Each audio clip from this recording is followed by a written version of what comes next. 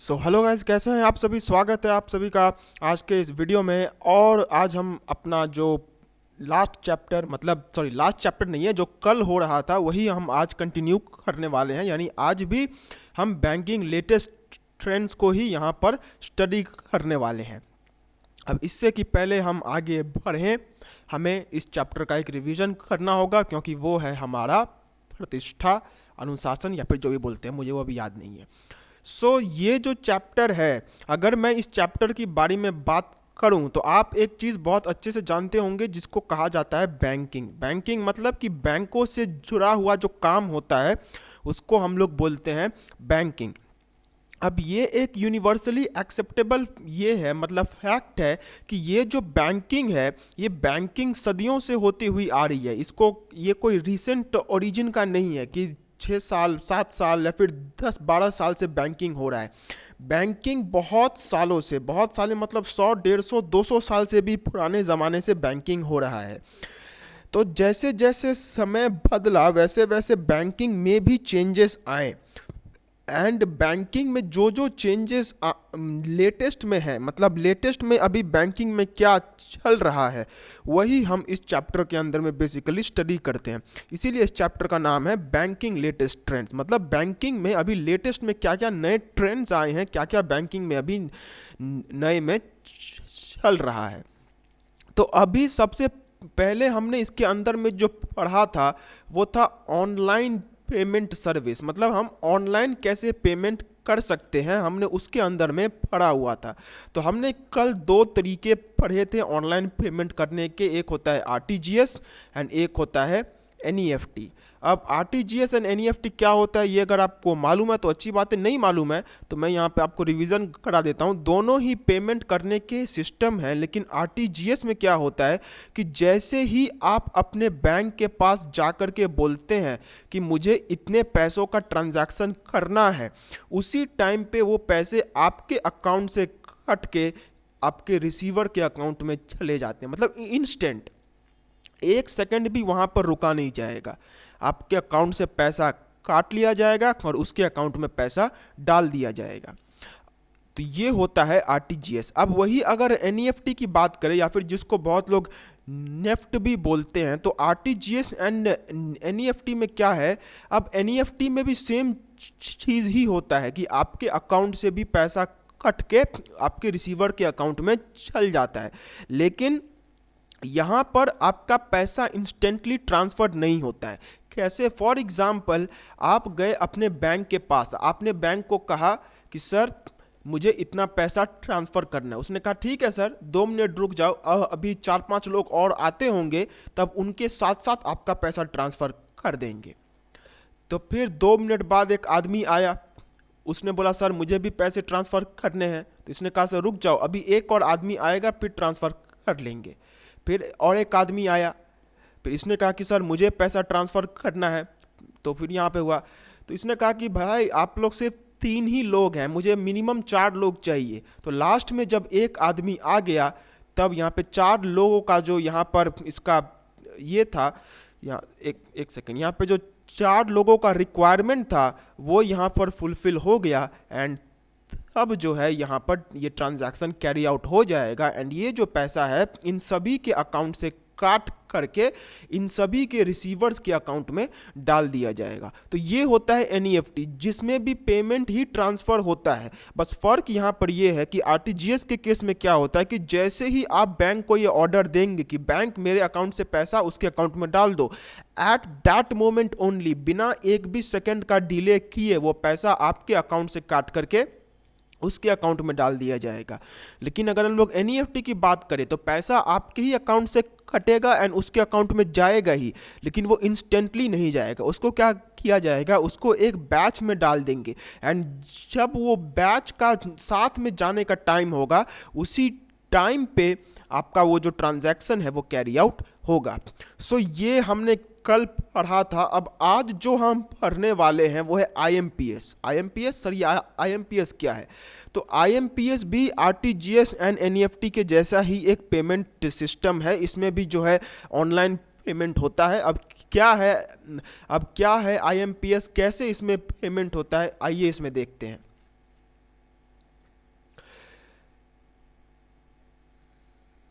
सो immediate payment service, सबसे पहले IMPS का फुल फॉर्म क्या होता है, ये आपको एक इसमें आ सकता है, this can come in an MCQ question, इसका आ सकता है कि what is the full form of IMPS, तो इसका फुल फॉर्म है इमीडिएट पेमेंट सर्विस। अब ऐसा क्यों है भाई, इसका नाम है, आपका नाम राजू क्यों है, आपका नाम सूरज क्यों है, आपका नाम कुछ और क्यों नहीं है, तो वैसे ही इसका भी नाम IMPS है।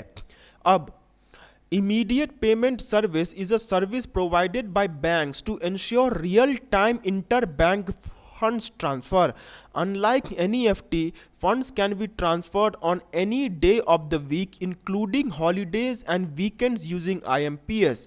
Immediate payment service is a real-time electronic fund transfer method through which money is credited immediately to the payee or beneficiary account. अब देखिए, मैं अगर IMPS के बारे में बात करूं तो IMPS एंड RTGS सेम चीज है। IMPS and RTGS are the same thing, कुछ भी दोनों में खास फर्क नहीं है। RTGS में भी यही होता है कि आप जैसे ही अपने बैंक के पास जाकर के पैसा ट्रांसफ़र करने का ऑर्डर देते हैं, उसी टाइम पे पैसा आपके अकाउंट से काट करके आपके रिसीवर के अकाउंट में डाल दिया जाता है। तो जो IMPS होता है, IMPS में भी सेम यही चीज़ होती है। IMPS में भी उसी टाइम पे आपके अकाउंट से पैसा काट करके आपके रिसीवर के अकाउंट में डाल दिया जाएगा, इसीलिए इसे इमीडिएट कहते हैं, immediately, not even a single delay. अब IMPS और तब RTGS में क्या फ़र्क है? फ़र्क कुछ भी नहीं है भी तो बहुत ना के बराबर फ़र्क है। बस ये दोनों अलग अलग नाम से फंड्स ट्रांसफ़र करने के तरीके हो सकते हैं। जैसे हमारे पास जैसे अगर हम सरकारी बैंक की बात करें तो क्या SBI ही सिर्फ एक सरकारी बैंक है? नहीं, सेंट्रल बैंक ऑफ इंडिया है, फिर इसके बाद यूनाइटेड बैंक ऑफ इंडिया है, इसको छोड़ करके और भी बहुत सारी सरकारी बैंक्स होती है। तो आपका यहाँ पे क्वेश्चन आ सकता है कि सर कि जब RTGS है ही तो फिर IMPS की क्या ज़रूरत थी? तो ये ज़्यादा अच्छा करने के लिए ही निकाला गया था, क्योंकि SBI अगर है तो SBI से भी काम चल सकता है, लेकिन तब बाकी के सरकारी बैंकों को लाने की क्या ज़रूरत है? तो इसलिए सरकारी बैंकों को लाया जाता है जिससे कि और भी मदद हो सके। इसीलिए IMPS एंड RTGS में सेम तरीके से पैसा ट्रांसफ़र होता है। जैसे ही आप अपने बैंक को ऑर्डर देंगे, आपके अकाउंट से काट करके उसके अकाउंट में डाल दिया जाएगा। ओके, ये है IMPS। सो इसमें कुछ बेसिकली समझाने के लिए उतना कुछ खास है नहीं। अगर आपको RTGS समझ में आया है तो IMPS आपको समझ में आएगा ही आएगा। फिर है IMPS transfers can be done at any time on a 24/7 basis on all 365 days of the year, including Sundays and other bank holidays. Through IMPS, interbank transfers can be initiated through multiple channels such as mobile banking, internet banking, SMS, ATMs, etc. Unlike other types of fund transfer methods, the main advantages of IMPS over NEFT and RTGS is that the service is available round the clock. ये चीज़ को आप यहाँ पर आप काट दीजिए।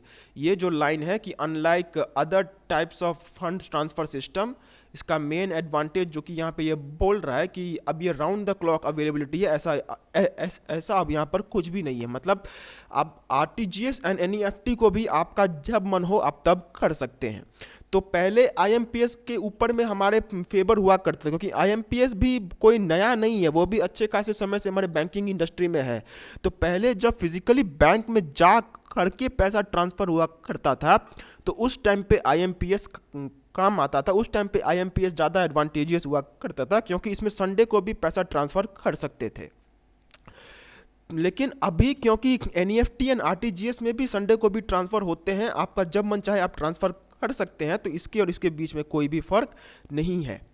So the IMPS service is managed by the National Payment Corporation of India and comes under the purview of the Reserve Bank of India. अब इसको मैनेज कौन करता है? NPCI, एंड ये रिजर्व बैंक ऑफ इंडिया के अंदर में आता है। देखिए, ये चैप्टर से ना आपको लॉन्ग क्वेश्चंस लगभग में ना के बराबर आने वाले हैं, क्योंकि इस चैप्टर में से लॉन्ग क्वेश्चन देने का कोई मतलब नहीं बनता है, क्योंकि इसमें से हर किसी को कुछ मालूम ही है, सबको मालूम है। तो अगर बाई चांस लॉन्ग क्वेश्चन आ भी जाता है तो आप बहुत आसानी से लिख सकते हैं। इस चैप्टर से बेसिकली किस टाइप के क्वेश्चंस आ सकते हैं? वो है MCQ questions. MCQ questions can come from this chapter. जैसे आपको ये पूछा जा सकता है कि IMPS सर्विस को मैनेज कौन करता है? Who manages the IMPS service? तो वहाँ पे आपको NPCI लिखना होगा। या फिर ये आ सकता है कि NEFT का फुल फॉर्म क्या है? तो इस पार्ट से बेसिकली आपको यहाँ पर जो है MCQ क्वेश्चंस ज़्यादा आ सकते हैं, ना कि लॉन्ग क्वेश्चंस उतने नहीं आएंगे। शॉर्ट क्वेश्चंस आ सकते हैं कि what is NEFT, what is IMPS, but याद रखिएगा कि अगर NEFT वहाँ पे आया होगा तो RTGS एंड IMPS नहीं होगा। ये तीनों तरीकों में से कोई एक ही तरीका आपको पूछा जाएगा। ओके, फिर है to make an IMPS transfer through net banking the remitter will have to register the beneficiary by providing all details such as the bank account number, IFSC code, name of the bank branch etcetera, initial Indian financial system code abbreviated as IFC in 11 digit alphanumeric. ये आपको basically बोल दिया गया है कि यहाँ पे आपको क्या करना पड़ेगा। सबसे पहले आप, ये सिंपल है, ये आपको उतना पढ़ने का जरूरत भी नहीं है। यहाँ पे आपको सिंपली क्या बोला गया कि IMPS करने के लिए क्या क्या ज़रूरतें हैं। सबसे पहले ज़रूरत तो ये है कि आपका जो बैंक है वो बैंक IMPS ही इनेबल्ड होना चाहिए, मतलब बैंक में IMPS की सर्विस होनी चाहिए। फिर जो आदमी भेज रहा है उसको इस बैंक में एक अकाउंट, मतलब उसको अपना एक अकाउंट खोलना होगा, एंड जो दूसरा आदमी होगा उसको उसका भी अपना अकाउंट खोलना होगा। अब ये जो आदमी होगा, ये आदमी इसे अपना इंफॉर्मेशन देगा कि मेरा ये बैंक का डिटेल्स है, एंड ये आदमी उस डिटेल्स को अपने मोबाइल में दे देगा, एंड उसका बैंक उस IMPS ट्रांसफ़र के थ्रू इसके यहाँ पर कर देगा। ये बहुत इजी है। जैसे हम किसी को जब UPI की या फिर पेटीएम के थ्रू पैसा ट्रांसफ़र करते हैं तो हम उससे उसकी UPI ID मांगते हैं। सेम चीज़ यहाँ पर होगा कि जो भेज रहा है वो रिसीव करने वाले से मांगेगा कि भाई तुम्हारा बैंक डिटेल्स क्या है। वो बैंक डिटेल्स वो ले लेगा, उसको अपने सिस्टम में डालेगा, वहाँ से पैसा ट्रांसफ़र हो जाएगा। बस यही यहाँ पर ये इसका कुछ है। ओके, अब IMPS में क्या होता है कि IMPS में आपको एक ट्रांजैक्शन चार्ज देना पड़ता है। NEFT and RTGS totally free of cost है, लेकिन IMPS जो होता है उसमें पैसा लगता है। आपको NEFT एंड RTGS करने के लिए कोई भी पैसा नहीं देना पड़ेगा, लेकिन आपको IMPS में चार्ज देना पड़ता है, जो कि 1 रुपये से लेकर के 7 रुपये के बीच में होता है, लेकिन ₹5 से ज़्यादा कभी भी आपसे नहीं लिया जाता है। ओके, सो IMPS में वैसा कुछ खास समझाने के लिए था नहीं, इसीलिए ये पार्ट आपको ऐसा लग रहा है कि सर ने कुछ खास एक्सप्लेन किया नहीं, क्योंकि इसमें कुछ खास एक्सप्लेन करने जैसा है नहीं। आपको बस इतना याद रखना है कि IMPS RTGS के जैसा ही है, जिसमें हम जैसे ही अपने बैंक को ऑर्डर देंगे कि बैंक मेरे को इतना पैसा अपने दोस्त को भेजना है, तो उसी टाइम पे आपके अकाउंट से पैसा काट करके आपके दोस्त के अकाउंट में वो पैसा डाल दिया जाएगा, एंड यही है IMPS। ओके, अब देखिए IMPS का फीचर्स क्या क्या है। पहला फीचर है भैया, इसमें कोई टाइम कॉन्स्टेंट नहीं है। इसमें हमें कोई भी यहाँ पर ऐसा नहीं है कि इतने बजे से इतने बजे तक होगा। हमें जब मन चाहे हम IMPS कर सकते हैं। IMPS में कोई भी टाइम कॉन्स्टेंट नहीं रहता है कि इतने बजे से इतने बजे तक ही सिर्फ हम IMPS कर पाएंगे। फिर है different payment modes to suit all types of customers. अब IMPS ट्रांजैक्शन करने के लिए आप अपने फ़ोन में जो ऐप है उसके थ्रू किया जा सकता है, या फिर आप SMS के थ्रू भी कर सकते हैं। आप ATM में भी जा कर के IMPS को ले सकते हैं, या फिर आप किसी के बैंक अकाउंट और वो सब डिटेल्स ले करके भी आप IMPS कर सकते हैं। मतलब IMPS बेसिकली एक सर्विस होता है जिसको आप बहुत अलग अलग डिवाइसेस से उसको एक्सेस कर सकते हैं। जैसे YouTube पे अगर कोई वीडियो है तो आप उस वीडियो को अपने टेलीविज़न पे देख सकते हैं, आप उस वीडियो को अपने फ़ोन पे देख सकते हैं, आप उस वीडियो को अपने लैपटॉप पे देख सकते हैं, आप उस वीडियो को अपने टैबलेट पे देख सकते हैं, लेकिन चीज़ आप एक ही देख रहे हैं, जो कि है यूट्यूब वीडियो। एंड हो सकता है कि ये वीडियो भी आप, कोई होगा जो कि इसको लैपटॉप पे देख रहा होगा, कोई होगा जो कि इसको फ़ोन पे देख रहा होगा, लेकिन देख तो बस एक ही चीज़ रहा है ना, जो कि है ये video. So in the same manner IMPS भी हर एक जगह पर सेम ही है, बस उसको जहाँ से एक्सेस किया जाता है वो अलग हो जाता है। और ये जो एक्सेस है ये हर किसी के लिए अवेलेबल है। मतलब जिसके पास अगर कीपैड का भी फ़ोन है तो वो भी SMS के थ्रू ये पैसा ट्रांसफ़र कर सकता है। अब SMS के थ्रू पैसा कैसे ट्रांसफ़र होता है ये आपको खुद देखना पड़ेगा, ये मैं नहीं बताऊंगा कि SMS के थ्रू कैसे ट्रांसफ़र होता है। मालूम चला आपने SMS करके अपने पापा के अकाउंट को ही खाली कर दिया। सो ये आपको नहीं करना होगा, कोई प्रोसीड्योर है वहाँ पर, बट वो मैं नहीं बताने वाला इसमें। बस इतना जान करके आपको रखना कि SMS के थ्रू होता है, ATM एटीएम के थ्रू होता है, बैंक डिटेल्स के थ्रू होता है, मोबाइल फ़ोन के थ्रू होता है, मतलब जो भी पॉसिबल सोर्सेज है अभी नेट बैंकिंग करने के लिए, उन सभी सोर्सेज के थ्रू हम IMPS ट्रांजैक्शन कर सकते हैं। ओके, फिर है पेमेंट अकर्स इंस्टेंटली। यहाँ पे कोई भी आपको डिले नहीं किया जाएगा कि भाई साहब इतने टाइम के लिए रुक जाओ, जब इसका हो जाएगा तब तुम्हारा होगा। जैसे ही आप इसमें ऑर्डर देंगे उसी टाइम पे पैसा आपके अकाउंट से काट करके दूसरे के अकाउंट में डाल दिया जाएगा। फिर है security measures are built in. भाई बहुत ज़्यादा सिक्योर्ड है। अगर आप IMPS करने जाते हैं तो आपको पहले अपना पिन नंबर देना पड़ता है, फिर OTP देना पड़ता है। तो पिन, OTP इन सब की वजह से ये बहुत ज़्यादा सिक्योर्ड हो जाता है। ओके, ये एक बहुत सिक्योर्ड सिस्टम है पैसा भेजने का।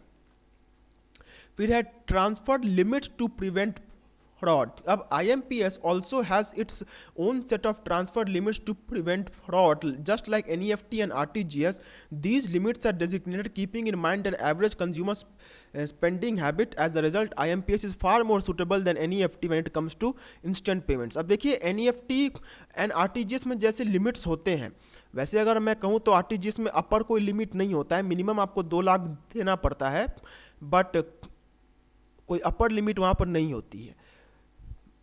बट फिर भी उसको अगर लिमिट के तरीके से देखें तो जो मिनिमम 2 लाख ट्रांसफ़र किया जा सकता है, वैसा ही टाइप का कुछ इसमें भी होता है। इसमें भी पैसों को लेकर के लिमिट दी रहती है कि आपको इतना पैसा ही ट्रांसफ़र करना है। क्यों? क्योंकि देखिए ये सब किसके लिए बना हुआ है? ये सब एक आम आदमी, एक मिडिल क्लास आदमी के लिए बना हुआ है।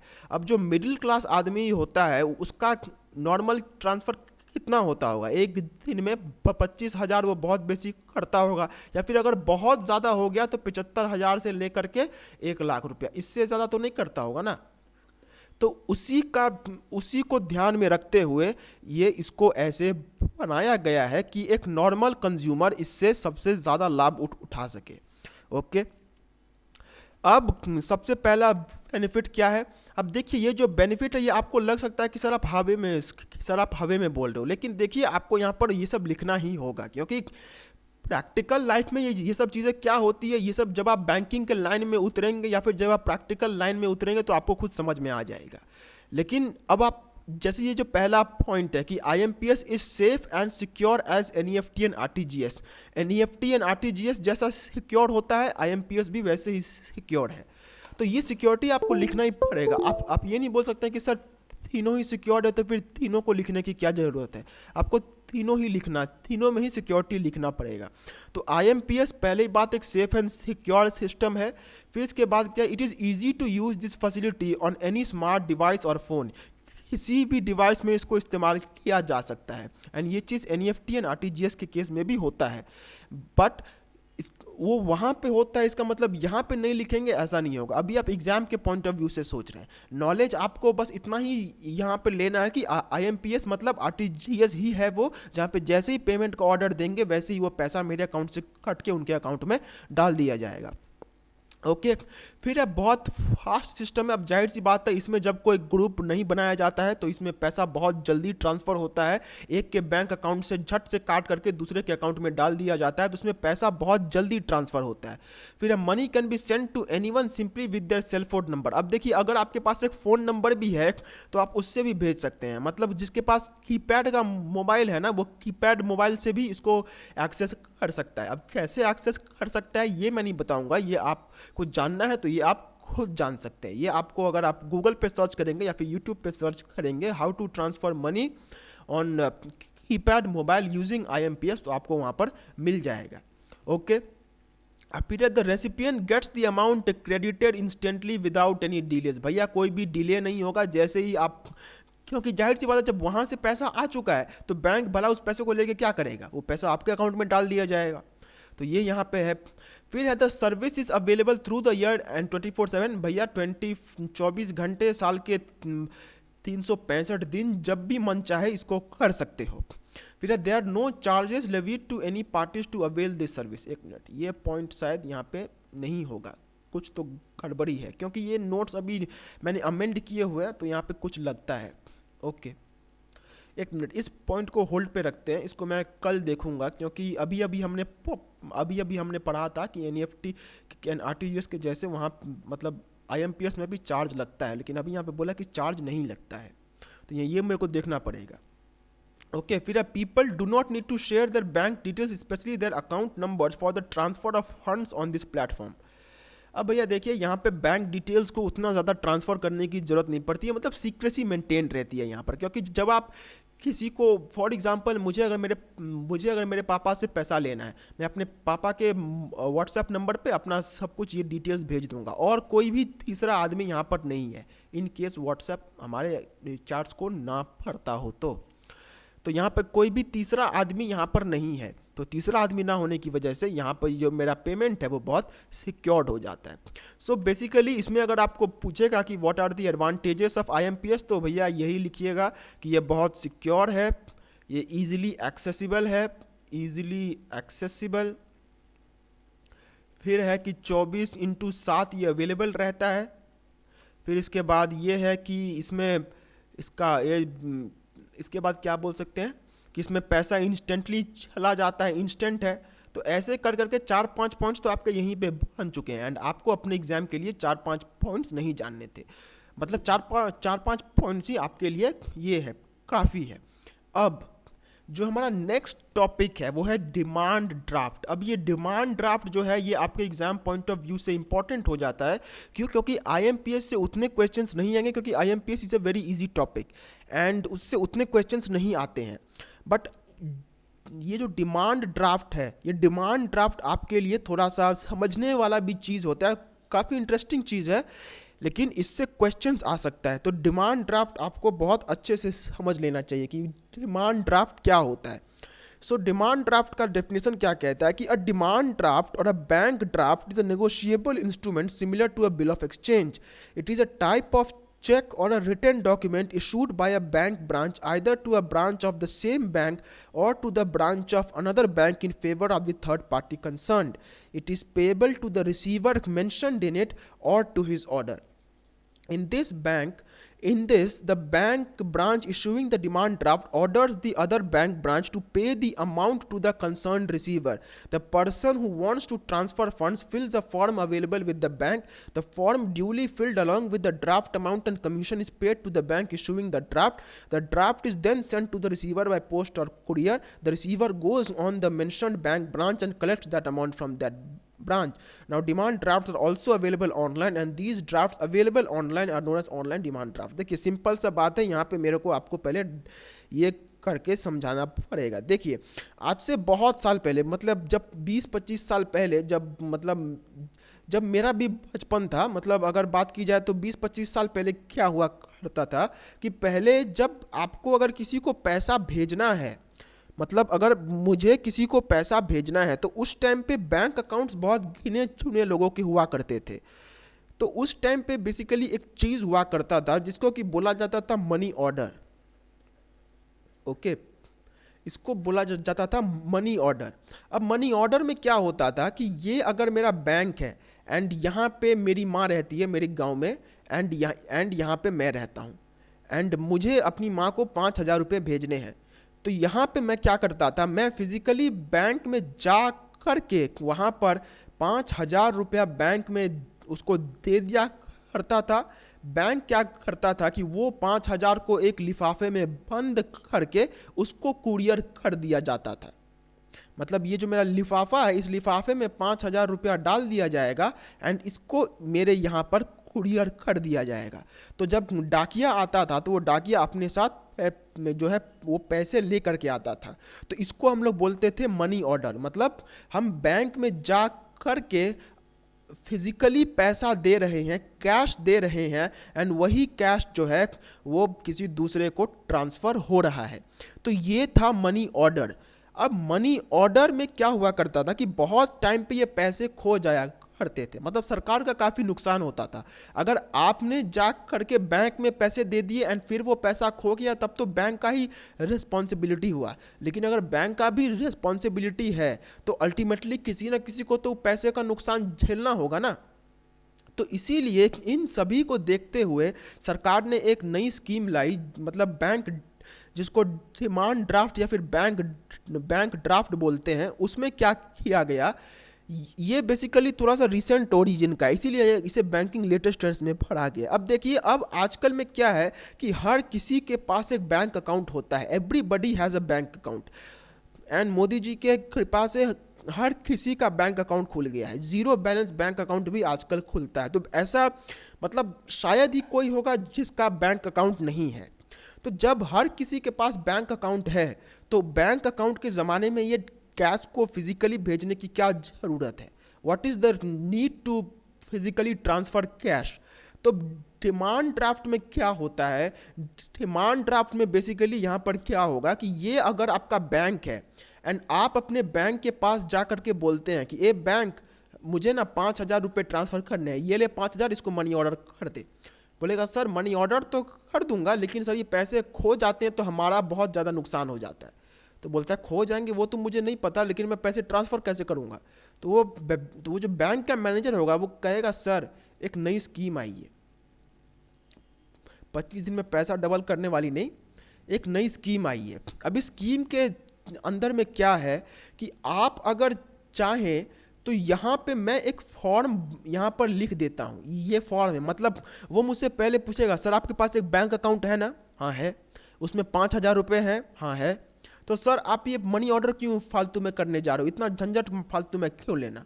ये मैं आपको एक फॉर्म दे रहा हूँ जहाँ पर आप अपना सब कुछ लिख दीजिए कि आप कौन है, कहाँ पर रहते हैं, किसको पैसा भेजना है, वो कहाँ पर रहता है, मतलब सारी डिटेल्स आप यहाँ पर दे दीजिए। एंड बजाय इसके कि हम ये कैश को फिजिकली आपके रिसीवर तक पहुँचाए, हम क्या करेंगे कि ये जो डिमांड ड्राफ्ट है, इस डिमांड ड्राफ्ट को आपके रिसीवर तक कुरियर करवा देंगे। मतलब पहले जहां पर ये होता था कि कैश को फिजिकली कुरियर करवाया जाता था, अब उसकी जगह पर क्या होगा कि ये जो डिमांड ड्राफ्ट है, मतलब ये जो डॉक्यूमेंट है बेसिकली, इसको आपके रिसीवर तक कुरियर करवा दिया जाएगा। तो ये तो बोलेगा चलिए सर ठीक है, लेकिन मुझे एक बात बताइए, मुझे तो पैसे कुरियर करने हैं, ये तो आप एक डॉक्यूमेंट कुरियर कर रहे हैं।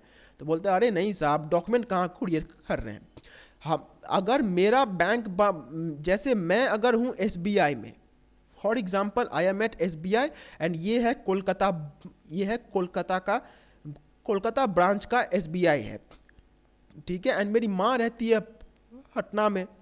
अब जब भाई वो पटना में रहती है तो जाहिर सी बात है एक SBI पटना में भी होगा। तो आप एक काम कीजिएगा, जब ये आपकी माता के पास वहाँ पर पहुँच जाएगा तो आप अपनी माँ को बोलिएगा कि माँ तुम यही डॉक्यूमेंट ले करके वहाँ की SBI में जाओ एंड वहाँ का SBI तुम्हें बदले में कैश दे देगा। ओके, तो ऐसे करके आपका पैसा ट्रांसफ़र हो जाएगा। तो इसी को हम लोग डिमांड ड्राफ्ट बोलते हैं। अब डिमांड ड्राफ्ट इस प्रोसेस को नहीं बोलते हैं, डिमांड ड्राफ्ट इसको बोला जाता है। ये जो डॉक्यूमेंट हमने दिया हुआ है इसको हम लोग डिमांड ड्राफ्ट बोलते हैं। मतलब मुझे पैसे भेजने हैं, लेकिन अगर मैं कैश भेजता हूं तो वो काफ़ी रिस्की हो जाता है, क्योंकि बहुत केसेस में ये भी देखा गया था कि वो जो डाकिया है, डाकिया पैसे लेकर के भाग जाए करता था, या फिर डाकिया बोलता था कि मैंने पैसे दे दिए हैं लेकिन पैसे पहुंचता ही नहीं था। तो बहुत घपलेबाजी हुआ करती थी। तो सरकार ने घपलेबाजी को रोकने के लिए क्या किया कि एक डिमांड ड्राफ्ट का कंसेप्ट निकाल दिया कि अगर भेजने वाले के पास भी पैसा है कि अगर भेजने वाले के पास भी बैंक अकाउंट है एंड रिसीव करने वाले के पास भी बैंक अकाउंट है, तो क्यों फालतू में कैश भेजना? एक काम करते हैं, जो भेजने वाला है उससे हम एक फॉर्म लिखवा लेते हैं जिसमें हम SBI जो कि पटना में है, याद रखिएगा कोलकाता का जो SBI है वो SBI जो कि पटना का है, उसको वो एक ऑर्डर दे रहा है कि इस नाम की औरत तुम्हारे पास आएगी एंड जब वो तुम्हारे पास आएगी तो उस टाइम पे तुम उसे इतना पैसा दे देना। तो अब जैसे ही आपकी माँ वहाँ पर जा कर के उस बैंक में जा कर के पैसा लेगी, उसी टाइम पे आपके अकाउंट से वो पैसा कट जाएगा एंड इनके अकाउंट में वो पैसा डाल दिया जाएगा। फिर उसके बाद उनको जैसा मन हो वो वैसा पैसा ले सकती हैं। या फिर ये भी हो सकता है कि वो बैंक जो है, फॉर एग्जांपल इनको उतना, ये जो है अगर थोड़ी सी पुराने ज़माने की है जहाँ पर ये सब नहीं हुआ करते थे, तो ये एक काम कर सकती है, ये बोलेगी भाई मैं बैंक अकाउंट में लेकर क्या करूँगी, मुझे कैश दे दो। तो इनको हो सकता है कि कैश दे दिया जाए। लेकिन टुगेदर यहाँ पर क्या होगा कि कैश जो है वो आपको बैंक से ही मिलेगा, लेकिन एक बैंक से दूसरे बैंक या फिर एक बैंक से दूसरे आदमी तक कैश जो है उसका ट्रांसपोर्टेशन नहीं होगा। क्यों नहीं होगा? इसलिए नहीं होगा क्योंकि कैश का जो ट्रांसपोर्टेशन है वो काफ़ी रिस्की प्रोसेस था। तो होप आपको डिमांड ड्राफ्ट समझ में आया होगा कि जिसको पैसे भेजने हैं वो एक बैंक के पास जाएगा, वहाँ पर एक डॉक्यूमेंट लिख देगा एंड उसी डॉक्यूमेंट को हम लोग डिमांड ड्राफ्ट बोलते हैं। अब ये डिमांड ड्राफ्ट क्या होगा? ये एक ऑर्डर है। किसके लिए ऑर्डर है? कि जो आदमी इसको रिसीव करेगा उसके आसपास में जो भी बैंक है या फिर जिस बैंक का नाम उस पर मेंशन्ड होगा, उस बैंक को ये एक ऑर्डर दिया जा रहा है कि इस नाम का आदमी तुम्हारे पास आएगा एंड तुम उस आदमी को इतना पैसा अपने इसके अकाउंट से काट करके उसके अकाउंट में डाल देना। सो यही होता है डिमांड ड्राफ्ट। अब यही सेम चीज़ जो है वो ऑनलाइन भी होती है, मतलब आप ऑनलाइन भी अपने बैंक के पास जा करके अप्लाई कर सकते हैं। आपका बैंक जो है आप ऑनलाइन भी जा करके डिमांड ड्राफ्ट का फॉर्म भर सकते हैं एंड उस फॉर्म का प्रिंट आउट निकाल करके आप अपने गांव में भेज सकते हैं एंड वहाँ से वो क्या कर सकते हैं, उस प्रिंट आउट को लेकर के जाकर वो वहाँ पर दे सकते हैं। मतलब ये सेम चीज़ अब ऑनलाइन हो चुका है। मतलब अगर आपको पैसे भेजने हैं तो आप सिंपली एक काम कीजिए, आप अपने बैंक के वेबसाइट में जाइए, वहाँ पर एक डिमांड ड्राफ्ट का फॉर्म भर दीजिए, वहाँ से PDF लीजिए, उसको या तो प्रिंट आउट करवा लीजिए या फिर अगर प्रिंट आउट भी नहीं करवाना है तो उसका जो PDF है उसको बाय व्हाट्सएप आप अपने रिसीवर को भेज दीजिए। जब आपका रिसीवर जाकर के उस बैंक में वो PDF दिखाएगा आपको वहाँ से वो पैसा मिल जाएगा। तो ये यही सेम चीज़ अब ऑनलाइन हो गया है एंड उसी को हम लोग ऑनलाइन डिमांड ड्राफ्ट बोलते हैं। सो मैंने जैसे समझाया इसके बाद मुझे लगता नहीं है कि यहाँ पर कोई भी तरीके का डाउट यहाँ पर होगा। फिर भी अगर कोई डाउट होता है तो भैया कमेंट सेक्शन आपके लिए हमेशा खुला हुआ है, वहाँ पर आप अपने डाउट्स लिख सकते हैं। ओके, अब डिमांड ड्राफ्ट का फीचर्स क्या क्या है? तो पहला फीचर है भैया इसको कोई डिसऑनर नहीं कर सकता है। मतलब जब एक बार एक बैंक ने किसी को ये डिमांड ड्राफ्ट दे दिया, मतलब जाहिर सी बात ये किसी दूसरे बैंक को ही दिया जाता है, तो वो बैंक ये नहीं बोल सकता कि मैं ये पैसे नहीं दूंगा, ऐसा नहीं हो सकता है। जैसे अगर कोलकाता की SBI ने जो पटना का SBI है उसको ऑर्डर दे दिया कि भैया इसके तुम्हारे पास ये आदमी आएगा, तुम इसको इतना पैसा अपने अकाउंट से निकाल करके दे देना, तो उसको उतना पैसा उसको देना ही पड़ेगा, वो मना नहीं कर सकता। मतलब अगर पटना के SBI ने मना किया उसको एक्सेप्ट करने से तो उसके खिलाफ लीगल कार्रवाई हो सकती है। It cannot be dishonoured. Okay, फिर है अनकंडीशनल ऑर्डर फॉर पेमेंट। भैया तुमको किसी भी हालत में पेमेंट करना ही पड़ेगा। तुम ये नहीं बोल सकते हो कि भाई कैश नहीं है पैसा नहीं देंगे। मतलब पहली बात तुम इसको मना नहीं कर सकते हो एंड तुमने अगर इसको एक्सेप्ट कर लिया तो तुमको पैसा तो देना ही है। पैसे देने से कोई भी इसमें मना नहीं कर सकता है। ओके, फिर है अवेलेबल टू एवरीवन। अब देखिए ये जो है इसमें जरूरी नहीं है कि बैंक अकाउंट आपका हो, जो कि मैंने यहाँ पर आपको कहा था कि आप अगर अपने गांव में किसी को भेज देते हैं जो कि कैश में पैसा लेना चाहता है तो वो भी यहाँ पर पॉसिबल है। यहाँ पर ये ज़रूरी नहीं है कि भेजने वाले या फिर रिसीव करने वाले का यहाँ पर ये होना चाहिए। मतलब नॉर्मली अगर हो तो बहुत अच्छी बात है, लेकिन अगर रिसीव करने वाले का यहाँ पर बैंक अकाउंट नहीं भी है तो भी यहाँ पर ऐसा कोई भी चीज़ यहाँ पर नहीं है। और एक तरीके से इसको भी समझा जा सकता है जो कि मैंने नहीं वहाँ पर करवाया, वो ये है कि एक काम यहाँ पर हो सकता है कि ये था आपका बैंक। ओके, अब आप इस बैंक के पास गए, आपने कहा बैंक मुझे 5,000 रुपये अपनी माँ को गाँव में भेजना है। तो उसने कहा ठीक है सर। तो उसने कहा कैसे भेजने हैं? तो उसने कहा सर मनी ऑर्डर के जरिए। तो बैंक का जो मैनेजर था उसने कहा क्या सर आप मनी ऑर्डर कर रहे हो, हम कैश को भेजेंगे, कैश अगर बीच रास्ते में खो गया तो हमें नुकसान होता है। आप एक काम करो, आप यहाँ पर 5,000 रुपये हमें यहाँ पर जमा करवा दो एंड हम आपको एक डॉक्यूमेंट दे देते हैं जिसको कि आप फिलअप कर देना एंड उस डॉक्यूमेंट में ये लिखा रहेगा कि आपने हमारे यहाँ पर 5,000 रुपये ट्रांसफ़र ये हैं एंड ये 5,000 रुपये आपको अपनी माँ को भेजने थे। एंड जैसे ही ये यहाँ फॉर्म यहाँ पर फिलअप हो जाएगा, वैसे ही इस फॉर्म को उसी दिन या फिर 1-2 दिन के अंदर आपकी माता तक भेज दिया जाएगा। एंड वो अपने एरिया के बैंक या फिर जो भी बैंक का उसमें नाम मेंशन्ड होगा, उस बैंक में जा करके वो कैश ले सकती है। तो यहाँ पे अगर दोनों का बैंक अकाउंट हुआ तो भी बहुत अच्छा बात है, और अगर बैंक अकाउंट नहीं भी हुआ तो भी आप पैसे को सिर्फ बैंक में जमा करके वो पैसा आप अपने रिसीवर को ट्रांसफ़र कर सकते हैं। ओके, फिर है नेगोशिएबल इंस्ट्रूमेंट। अब नेगोशिएबल इंस्ट्रूमेंट क्या होता है? Demand draft can be negotiated by endorsement and delivery. The meaning of negotiable instrument is that it guarantees a certain amount of money of payment mentioning the name of the pay. It cannot be transferred to any person at any situation. Negotiable instrument का मतलब क्या होता है? एक ऐसा instrument जिसके बदले में पैसे लिए जा सकते हैं। जैसे ये जो डिमांड ड्राफ्ट होता है, ये डॉक्यूमेंट अकेला नहीं है, ये सिर्फ आपको दिखने में एक कागज़ का टुकड़ा लग रहा है, लेकिन इसके साथ बहुत बड़ा पावर है इसमें। आप अगर इसको बैंक में ले जा करके देते हैं तो वहाँ पर आप इसके बदले में पैसे ले सकते हैं। तो ये तो इसी को हम लोग नेगोशिएबल इंस्ट्रूमेंट बोलते हैं, मतलब जिसके बदले में आपको पैसा मिल सकता है, that is a negotiable instrument. And इसका सबसे बड़ा बात ये है कि भैया इसको ट्रांसफ़र नहीं किया जा सकता। इसका मतलब ये कि आपने अगर इसको एक बार लिख दिया कि ये मुझे अपनी माँ को भेजना है, एंड ये अगर एक बार उनके पास चला गया तो आप ये नहीं बोल सकते हैं कि ये पैसा जो है मैं अब अपने बाबूजी को भेजना चाहता हूँ। नहीं, वो नहीं होगा। बाबूजी को पैसा भेजना है तो अलग से फॉर्म भरो, ये ट्रांसफ़र नहीं हो सकता है। जिसको भेजना है ये सिर्फ उसी के पास जाएगा। ओके, फिर है assured safe and on time payment. जैसा कि मैंने कहा यहाँ पर सेफ है, बीच में कोई भी कैश यहाँ वहाँ नहीं हो रहा है। तो जो ये है मतलब जो डाकिया है, डाकिया यहाँ पर किसी भी तरीके की घपलेबाजी नहीं कर सकता है। ओके, तो यहाँ पे ये सेफ एंड सिक्योर होता है क्योंकि यहाँ पर पैसे जो है वो फिजिकली नहीं जा रहा है। यहाँ पर जो चीज़ जा रहा है वो है यहाँ पर एक डॉक्यूमेंट जा रहा है।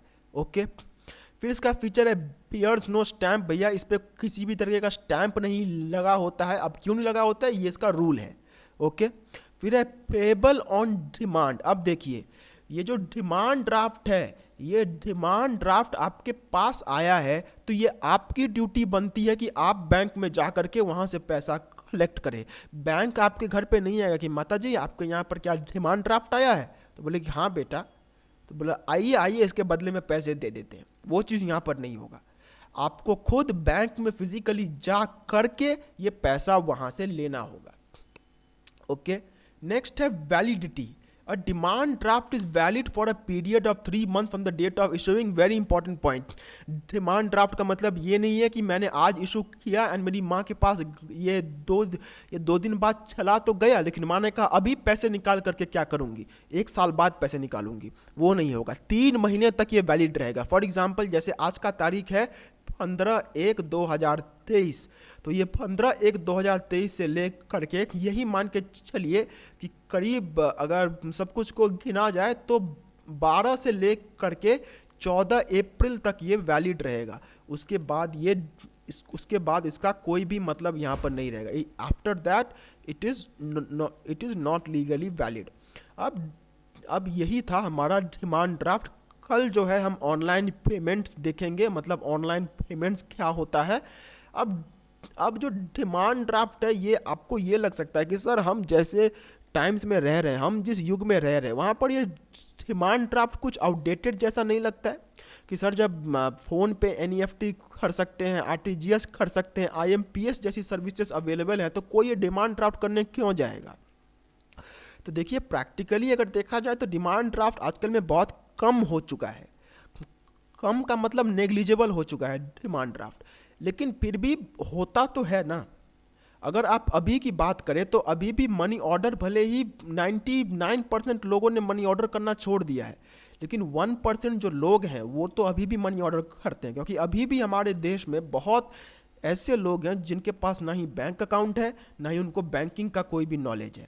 तो उन लोगों के लिए अभी भी मनी ऑर्डर या फिर जो पुराने तरीके थे बैंकिंग के, वो उनके लिए अभी भी बहुत ज़्यादा बेनिफिशियल होते हैं। इसीलिए ये डिमांड ड्राफ्ट आपके सिलेबस में दिया गया है, क्योंकि इसको पूरी तरीके से उठा नहीं दिया गया है, ये अभी भी होता है।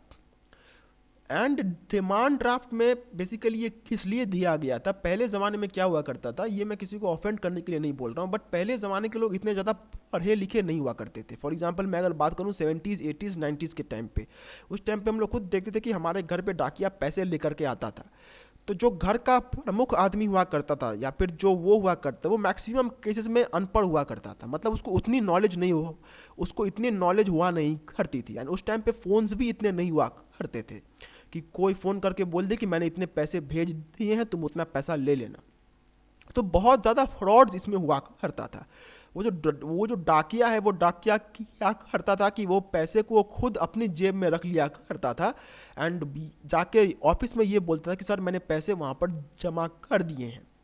तो ये सब धांधली बहुत ज़्यादा हुआ करती थी इसमें। इसीलिए इन सब धांधलियों को रोकने के लिए ही सरकार ने ऐसे कदम उठाए एंड लास्ट में जाकर के इस डिमांड ड्राफ्ट को दिया गया।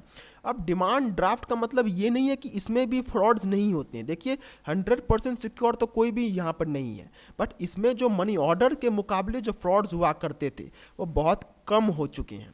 मनी ऑर्डर के मुकाबले जो यहाँ पर फ्रॉड होता था दैट इज़ वेरी लेस। सो ये था हमारा डिमांड ड्राफ्ट कि डिमांड ड्राफ्ट क्या होता है। सो होप सो आप सभी को आज का वीडियो अच्छा लगा होगा, क्योंकि आज मैंने बहुत इंटरेस्टिंग टॉपिक्स है जो कि मैंने यहाँ पर एक्सप्लेन किया हुआ है, बट इसमें आप ध्यान रखिए कुछ खास यहाँ पर समझाने के लिए यहाँ पर है नहीं। ये अगर आप खुद पढ़ेंगे तो आपको खुद ही ये समझ में आ जाएगा।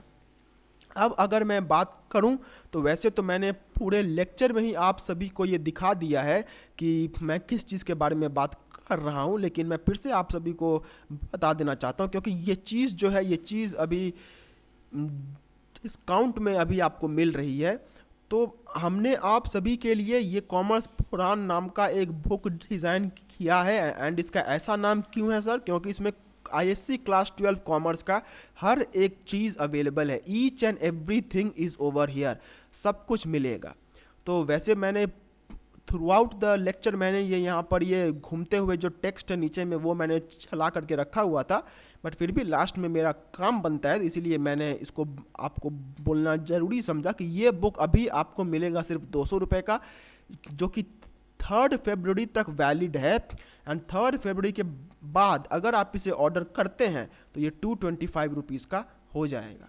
एंड याद रखिएगा दोनों ही केसेस में आप चाहे 200 रुपये में खरीदे या फिर 225 रुपये में खरीदे, जो हमारा अलग से जो शिपिंग चार्ज है वो शिपिंग चार्ज आपको अलग से लगने वाला है। So if you are interested in buying this book then मैंने नीचे डिस्क्रिप्शन बॉक्स में वहाँ पर एक व्हाट्सएप नंबर दे दिया गया है, वहाँ पे आप हमें व्हाट्सएप कीजिए एंड हम ये बुक आप तक ट्रांसफ़र करवा देंगे। एंड याद रखिएगा उसमें सिर्फ व्हाट्सएप ही कीजिएगा। अगर आप हमें कॉल करते हैं तो ना ही वो कॉल वहाँ पर लगने वाली है एंड ना ही यहाँ पर आपका कोई फ़ोन उठाएगा। सो व्हाट्सएप कीजिए, व्हाट्सएप पे आप हमें मैसेज कीजिए एंड ज़रूर से ज़रूर ये बुक आप तक ट्रांसफ़र हो जाएगी। So that was all for today. अगर ये वीडियो आपके लिए हेल्पफुल रही होगी तो वीडियो को ज़रूर से ज़रूर लाइक कीजिए, चैनल को सब्सक्राइब कीजिए, वीडियो को शेयर कीजिए एंड कोई भी डाउट्स, कमेंट, सजेशंस जो कुछ भी है उसको कमेंट सेक्शन में जल्दी से जल्दी लिख दीजिए। And that's all for today. मिलते हैं कल और एक नए वीडियो के साथ और एक नए टॉपिक के साथ। तब तक के लिए do take very good care of yourselves. Bye bye and Jai Hind.